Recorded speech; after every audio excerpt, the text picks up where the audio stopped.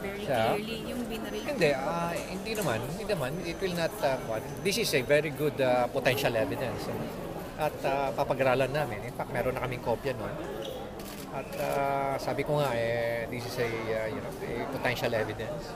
At kailangan namin i-authenticate, tingnan namin lahat, pag-aralan namin lahat, bago namin masabi na ebidensya nga. Pero talagang nakilala nyo na sa komando natin. According kay Colonel Rino, kilala niya ko siya. Ano bang polisiya pag ganong nakahiga na?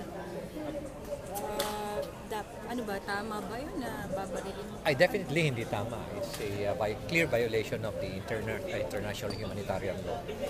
Kung totoo man, na kitang-kita mo naman, ako, I did not deny na hindi ko napanood. In fact, napanood ko kahapon yun. At kung talagang totoo yun, nakita ko, talagang it's a gross violation of the international humanitarian law. At hindi ko pwede yun. Paano sir kung mapatunayan MILF yung nagpaputok na? Darating tayo doon, pagdating na doon sa katapusan ng aming investigation.